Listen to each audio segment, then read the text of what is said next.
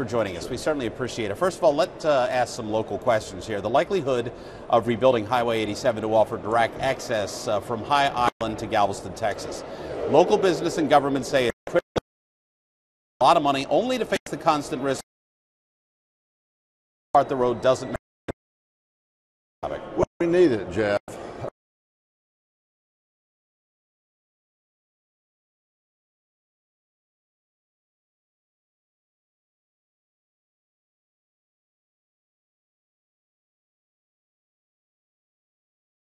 For a week's vacation before and all down the Gulf Coast. Born and raised here, Brenda Gilbride, born and raised on the Gulf Coast.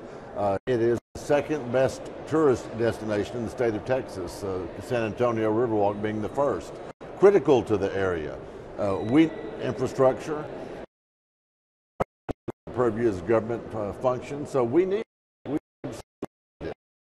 You're thinking not just transportation, you're thinking of the overall economy of Texas. Well, absolutely. Texas is critical to the nation, so absolutely we are. And look, if you say that for the Texas Gulf Coast, you got to go all the way down, you got to start at Florida on the east side and come all the way around, and that doesn't make any sense.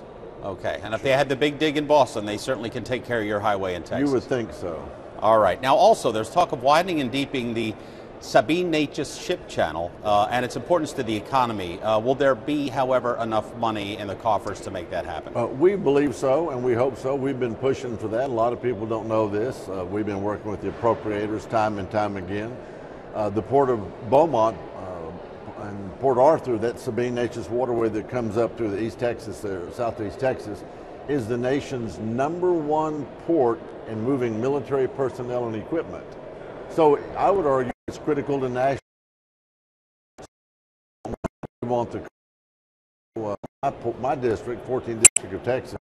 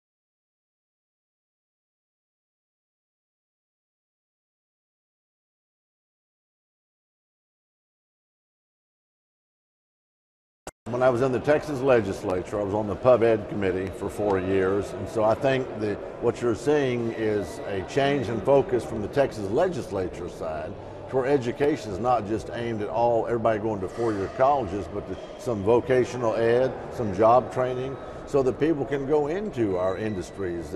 You mentioned the petroleum industry. Great paying jobs. Somebody come out of high school and be making $60,000, $70,000 a year with benefits, and just in a matter of a couple of years or more with a little overtime, they can be making six figures. So I think you're seeing a push in Texas to get some vocational education going on.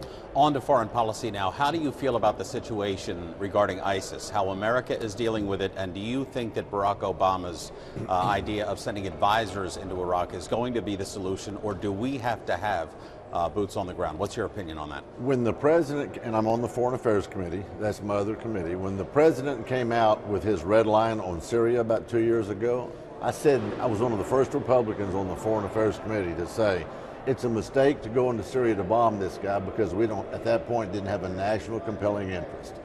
Now, I will be the first to add that America has to play a strong leadership role in the world. If the world's going to be safe, America has to be strong.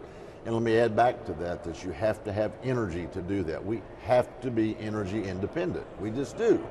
I said 5 things, Jeff, back then. Number one, if the president's going to go into the Middle East to go after ISIS, or ISIL, I call them, he needs to build a consensus of Americans through their elected representatives. That's Congress. Don't go around us. Number 2, he has to build a consensus of communities in the neighborhood. And that's those countries that are there, Saudi Arabia, Lebanon, Egypt. You can go right around the list. They've got to be involved, and they've got to put in their money, their equipment, their personnel. Number 3, he's got to unhandcuff the American military. Remember during the first war over in the first Gulf War, there was a term called shock and awe. We've got the finest fighting force in the world. Mr. President, listen to your generals. Number 4, he's got to have an exit strategy. That's where those communities in the neighborhood come in, because once we eradicate that roach pile, I call it, we leave. There are going to be some come trickling back, and those nations have to be batting cleanup, as it were. And number 5, Mr. President, don't hold your strategy in the media.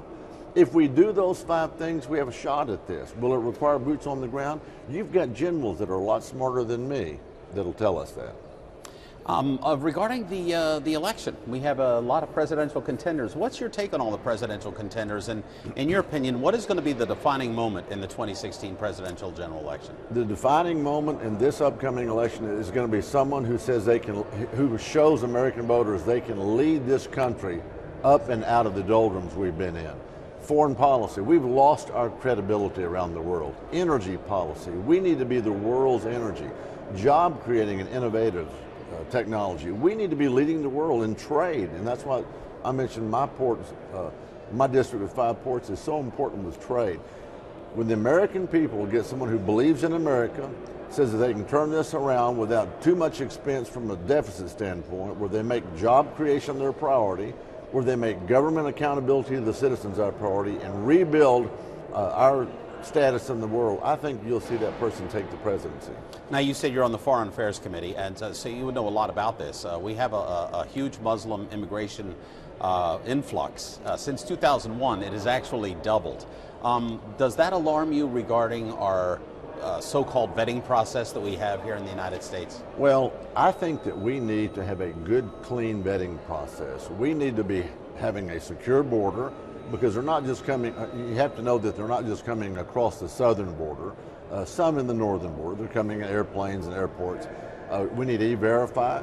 We need to be sure that we can track the visa overstayers. We need to be sure that we're not sending the world a message that come one, come all, we have open borders, everybody's welcome whether they do it legal or not. We are a country that follows the rule of law. That's one of the things that makes us so great. And we need to make sure that anybody who comes here follows the rule of law and comes here with the proper procedures, doesn't go around those who did it the right way. I'm the grandson, Jeff, of a German immigrant. He came over, my grandfather came from Germany on the boat in 1903. And my grandmother, on my dad's side, came over in utero. Her parents were pregnant with her. She was born in Texas, you know. And so people say, well, your Republicans are against immigration. No, we're not. Just do it the legal way. How would you give President Barack Obama's vetting process a grade, A to F?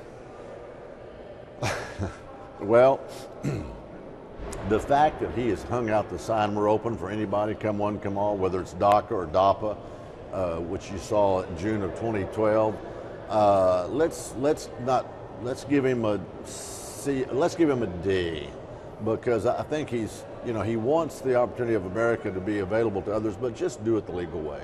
And do you have anything else to say to your constituents before we depart here? I've got the greatest district in the world, and I just so appreciate being able to represent it.